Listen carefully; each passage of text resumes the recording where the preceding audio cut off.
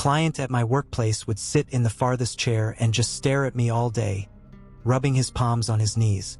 When I told my boss I was becoming paranoid, I learned the terrifying reason I was the object of his obsession. I didn't even know his name at first. I only knew him as one of the Tuesday/Thursday guys, part of the rotating cluster of men who shuffled through our small, sterile clinic for court-mandated therapy. I'd taken the job because the hours were predictable, and I liked the idea of working in a mental health setting.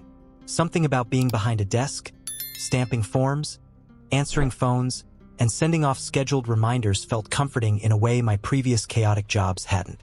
This place had structure, cameras, procedures, boundaries. It also had something else. Something the job description hadn't really captured. A constant undercurrent of tension that sat just beneath the surface, as though the air itself was holding its breath. On my first day, the psychologist told me in his soft, professor-like voice, "Don't worry, they're not here voluntarily, but they have to follow a lot of rules. You'll be safe behind the locked door. Don't buzz anyone you're not sure about." That last sentence lingered with me, even though I didn't yet understand why. The clinic itself wasn't large. The waiting lobby had 8 plastic chairs in 2 neat rows, a fake ficus tree in the corner, a long dead fish tank still filled with gravel, and posters about developing empathy skills and healthy boundaries peeling at the edges. My reception desk sat behind a glass partition with 3 sliding slots for paperwork. Behind me was the buzzer-controlled security door leading to the therapy rooms and offices. I wasn't allowed to leave that area unless I clocked out, and most days I didn't mind. It felt like being inside a cockpit, contained, safe, with a clear barrier between me and whoever waited outside.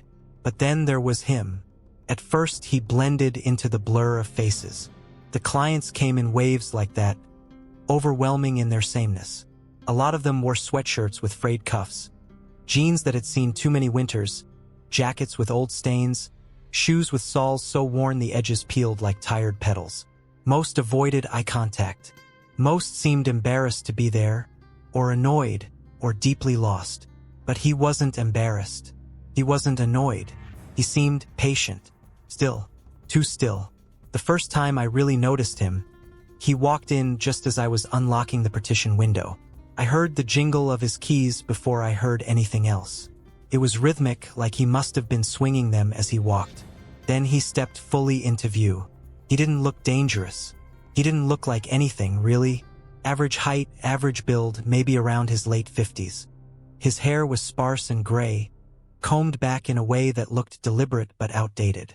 He wore an olive green jacket that always seemed too large for him, like he'd borrowed it from someone who had disappeared decades ago. His expression was flat, not neutral, flat. He didn't smile or frown or grimace or tilt his head in greeting. He didn't make any noise. He simply walked past the other chairs, straight to the farthest one, the one against the wall in the corner where no one could sit behind him, and lowered himself into place. Then he placed his palms flat on his knees and rubbed them in small, rhythmic circles. At the time, it struck me as odd in a harmless, maybe he's just nervous way. Lots of clients had nervous tics, foot tapping, leg bouncing, finger snapping. This was just another one. But it wasn't the motion that held my attention. It was his eyes. He wasn't watching me yet. He was looking straight ahead at the blank TV screen mounted near the ceiling. But something in the way he held his posture felt as though his attention was just waiting for me to move into its path. And I did. When I sat down and started clicking through the morning's messages, his head turned almost imperceptibly. I only caught it because I was already aware he'd walked in. His gaze slid toward my desk like a bead of mercury. Smooth, inevitable, silent. Once it landed, it didn't leave. I avoided eye contact. I focused on forms, on appointments, on emails. But, as I would come to learn, fear doesn't require direct line of sight. It creeps in peripherally, filling the edges first. Over the next few days, I started noticing patterns. He always arrived early, way early, sometimes before I even clocked in. I'd unlock the office, switch on the lights, and there he'd be, sitting in that far chair like he'd been carved from the room itself. He always wore the same jacket, the same faded jeans, the same blank expression, and the staring, always the staring. He never spoke to me beyond the obligatory "here" when signing the attendance sheet. His voice was surprisingly soft, almost a whisper, which made the disconnect between the softness and the intensity of his gaze even more jarring. Every time he passed the glass partition, his eyes would flick toward me as though checking something, confirming something, not in a curious way but in a cataloging way. One afternoon, after about 2 weeks of this, I made the mistake of looking up too quickly. Our eyes met. Full, direct contact. And the sensation that ran through me wasn't like embarrassment or social awkwardness. It felt like stepping into a freezer. My breath caught instantly. His expression didn't change at all, but I swear something tightened in the air. Something invisible but palpable. I dropped my gaze so fast I nearly knocked over my water bottle. That was the day I learned to pretend to be extremely busy whenever he was in the lobby. I'd shuffle through folders for no reason, type fake notes, wipe down the counter repeatedly. Anything that kept me from looking up. The psychologist noticed my restlessness and gently asked if everything was okay. I lied, saying something about too much coffee. But the truth was growing like a bruise inside me. I could feel him watching me. Not in the way someone shy watches someone they find attractive. Not in the way people accidentally stare while zoning out. This was different, intentional, focused, disturbingly calm. It was around this time that I began to sense things outside the clinic. The first incident happened on a Thursday night. The sky was black, the street lamps flickering with that faint electrical hum that always reminded me of old vending machines. I walked out with my purse slung over my shoulder, tired and ready to go home. The lot was mostly empty except for my car and a few others belonging to the night staff. Then, halfway to my car, that cold little thread of instinct pulled tight in my spine. I turned around, quick, needing to see someone standing there. But no one was there. Just the empty sidewalk, the illuminated clinic windows, the hum of the street lamp. That's all. Still, my heart was pounding as though I'd seen something. I told myself it was stress. My logical brain tried to soothe the lizard brain terror. You're being paranoid. No one's here. You're imagining shadows.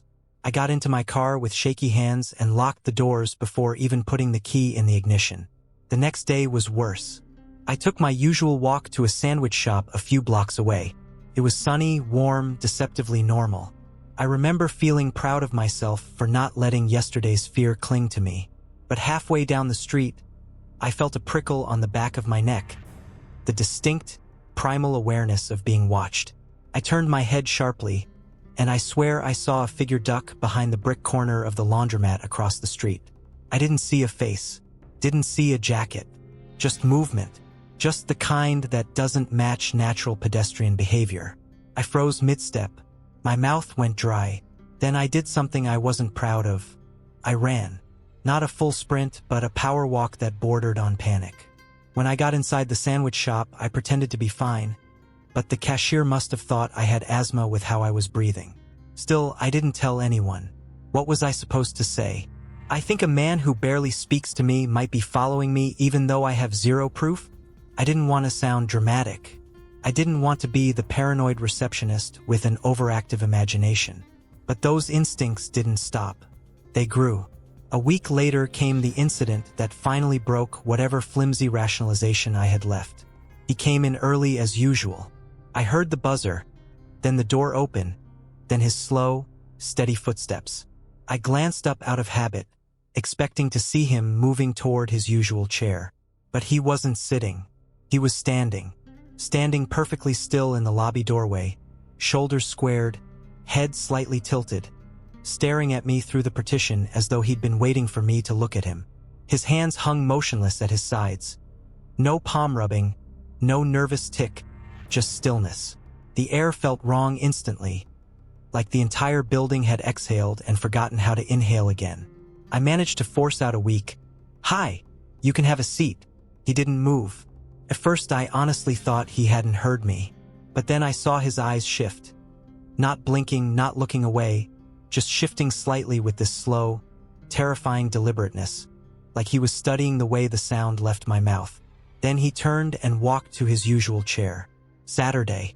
placed his hands on his knees, and resumed rubbing his palms in those same small, slow circles. I felt like I was going to be sick. My chest got tight. My fingers went numb. I had to stand up and go to the back office under the pretense of filing papers so I could breathe without him watching me. When the psychologist finally came out to call him in, I swear the man glanced over his shoulder at my empty chair, as though registering my absence in some internal calculation. That night I couldn't sleep. Every time I closed my eyes, I saw him standing in the doorway, watching me in that unnatural way. I kept replaying the moment, trying to pinpoint what exactly had disturbed me so deeply, and the truth was simple yet horrifying. He wasn't confused. He wasn't lost. He wasn't waiting for instruction. He was waiting for something else. And whatever it was had nothing to do with therapy. The next morning, exhausted and terrified, I pulled the psychologist aside and unloaded everything. The staring, the doorway moment, the feelings in the parking lot, the person ducking behind the corner of the building, all of it. I was shaking so badly he asked me to sit down. When I finished, he didn't give me the speech I was expecting. He didn't tell me I was stressed or overwhelmed. He didn't tell me it was normal to feel uneasy. Instead he asked, voice sharp and serious, "Have you seen him outside the office? Even once? Even for a split second?" That was the moment everything changed. Because his face wasn't calm, or concerned, or therapeutic. He was scared. And when someone who works with violent offenders every single day looks scared, you understand instantly that what you thought was paranoia might actually be survival instinct. I told him about the figure I saw near the laundromat, about the parking lot feeling, about the possibility of it being him, though I wasn't sure. He nodded slowly, then closed the office door. What he told me next didn't feel real. It felt like the plot of a documentary, the kind you watch with the lights on.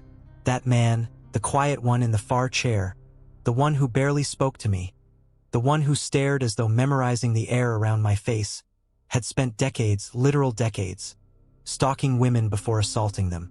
He had a well-documented pattern, a ritual almost. He chose women who looked a certain way, worked certain types of jobs, moved through the world with a certain demeanor, and I fit the pattern almost perfectly. He told me the man often appeared near the homes or workplaces of the women he fixated on long before actually attacking them. He observed. He rehearsed proximity. He watched their routines. He learned their schedules. He collected the feeling of them before doing anything. And the psychologist looked at me with a quiet grimness when he added, "He's been watching you." My stomach dropped so hard I thought I would faint. My head buzzed. My hands went cold. Tears came automatically, without sound, without control. I wasn't embarrassed, I was petrified. He assured me they would protect me, that they would adjust schedules, that they would involve the authorities if necessary. But none of it mattered in that moment because the truth had already carved itself inside me. I hadn't imagined it. I hadn't overreacted. My instincts had been screaming because they recognized something my conscious mind didn't want to name. Real evil isn't loud.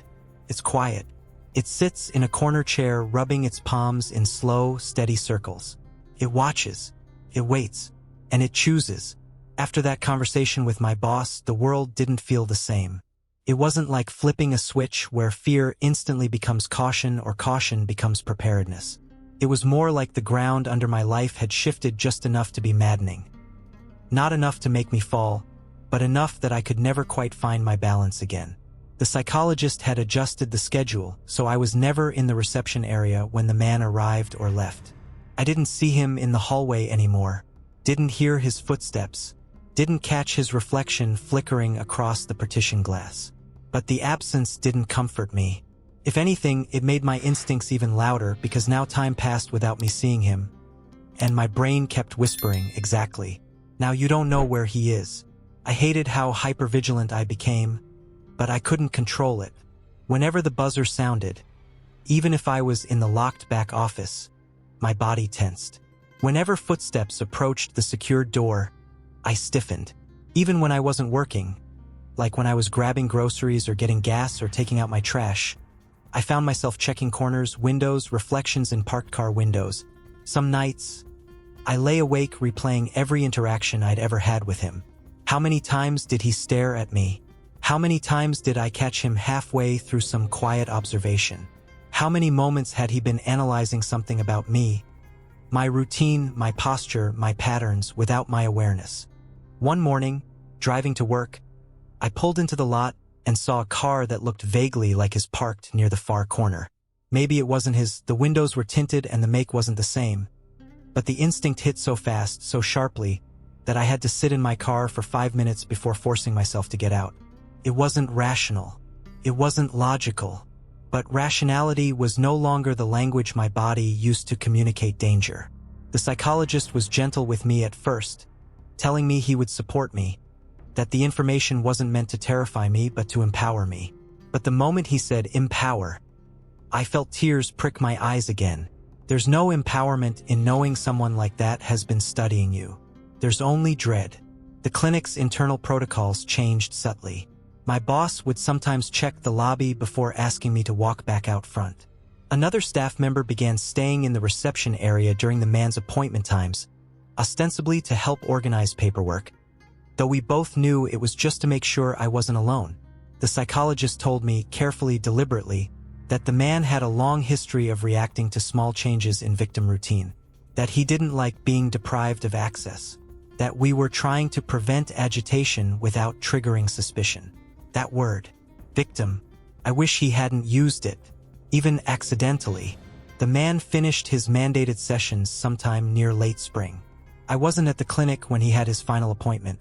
They scheduled it specifically during my day off out of caution and, I suspect, fear of what might happen if he realized he would no longer see me each week.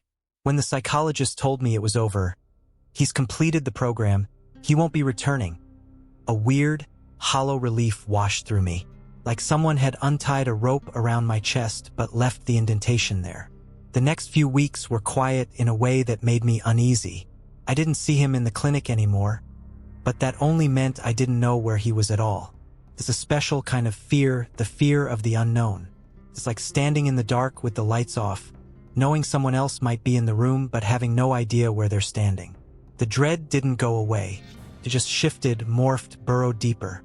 I'd walk from my apartment door to my car and feel like someone was watching from behind the building. I'd take out the trash and swear I heard footsteps stopping when I stopped. I'd go to the store and catch myself scanning every aisle before turning into it, waiting to see if someone followed. One night, I woke up at 3 a.m., heart pounding, convinced someone was standing outside my bedroom window. I lived on the second floor. There was no way someone could be standing outside my window, but my fear wasn't logical. I sat up and stared at the curtains for 10 long minutes before forcing myself to get up and check. No one was there. Of course, no one was there. But the point wasn't who was outside. It was who my brain expected to be outside. Fear rewires you like that.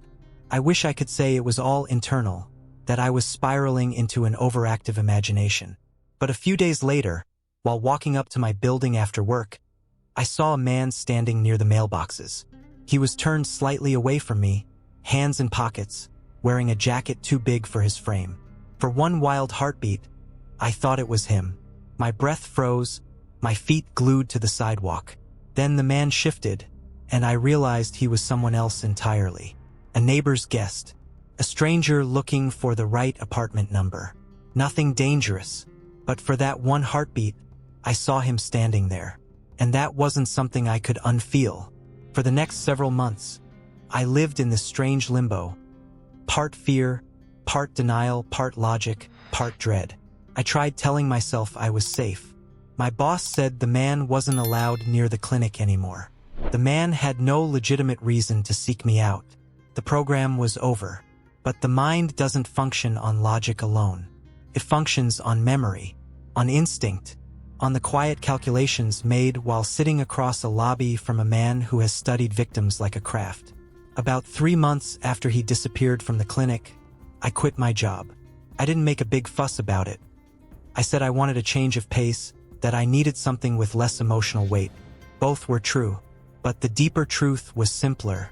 I could not walk through those doors anymore without feeling like something unseen was pressing against me. The psychologist understood. He shook my hand and said he was grateful I spoke up early. He said a lot of people don't trust their instincts until it's too late. I knew he meant it kindly, but the words still rang in my ears like a cold echo. On my last day, as I gathered my things from behind the desk, I caught a glimpse of the far corner chair in the lobby, the one he always sat in. The chair was empty, but my stomach flipped anyway. The memory of him sitting there, motionless, spine straight, palms rubbing in those small circles, watching me with that blank, predatory interest. It hit me so hard I had to sit down before my knees buckled. I left the clinic and never went back. For a long while, life began to stitch itself back together. Slowly, quietly, like healing from a wound you didn't realize went bone deep. I found a new job in a completely unrelated field. Nothing involving therapy, nothing involving locked doors or security buzzers or men sitting in plastic chairs staring through partitions. I moved to a different apartment about a year later. Not because of him, I told myself, but because the old place was too small. It was a lie, but a convenient one. Whenever I passed someone on the sidewalk who looked vaguely like him, my body tensed. It didn't matter if they were younger or older or wearing a different jacket. Something in their posture or their gait could trigger that old, buried panic. I would slow my steps, let them walk ahead, or cross the street entirely. Sometimes, standing in line at the grocery store, I'd feel that same sensation I'd felt months earlier in the clinic lobby, the feeling of being watched, studied. I'd turn around expecting to see him, expecting that blank, empty stare, but of course it was always a college student, or a mom with a cart, or some guy in a baseball cap just minding his own business. Still, the instinct remained deeply rooted. A few times I dreamed of him. Not nightmares, not screaming, violent dreams. Worse than that, quiet ones. In them, I was back in the clinic lobby, but everything was slightly wrong, like a painting hung crooked. He would be sitting in his far chair, hands on his knees, rubbing his palms slowly. I would be behind the partition again, typing something trivial. The psychologist would step out of his office, walking down the hall, but no matter how loud he should have been, I never heard his footsteps. The only sound in the room was the soft, rhythmic motion of his hands. And always, in these dreams, he was staring at me with that same intent. Not emotional, not expressive, not angry, not sad. Just focused, like he was trying to remember me perfectly. I'd wake up drenched in sweat, heart racing, feeling 23 again and back behind that partition. It's been years now, but here's the strange part. I never fully lost the feeling he left with me. That primal, instinctive recognition of something rotten. Something predatory. Something patient. I don't mean I think he's still watching me. I don't mean I think he's lurking somewhere. I mean something quieter. Some people leave shadows behind long after they're gone. Most people fear monsters who roar. But the truly dangerous ones are silent. Evil, I learned, isn't always loud or dramatic or violent. Sometimes it's a man sitting perfectly still in a plastic chair, palms rubbing his knees, staring at you with empty eyes while your instincts scream warnings your conscious mind tries desperately to ignore. Sometimes evil is patient. It waits for patterns. It studies routines. It rehearses proximity. It chooses carefully, methodically. And sometimes, if you're unlucky, it chooses you. Even now, walking alone at night or stepping into an elevator or hearing footsteps behind me, I trust my instincts far more than I ever did before. Not because I think he's out there actively hunting me, but because I've looked into eyes like his. Eyes that didn't see me as human. Eyes that weren't curious or emotional or confused. Eyes that were simply calculating. When people ask me if I've ever met someone who was truly evil, I don't talk about famous criminals or sensational headlines. I think about that clinic lobby, that far corner chair, that olive green jacket too big for his frame, those palms rubbing in slow circles, that stare that felt like standing too close to the edge of a cliff. And I say yes, I have. And he didn't have to lift a finger to terrify me. All he had to do was watch, and wait, and choose. Anyway, that's my story. Thanks to anyone who read all of this. I didn't expect it to be this long, but once I started writing it all just came back. If you want more long, weird, true stories like this, comment, subscribe, and don't forget to press the bell so you don't miss the next one.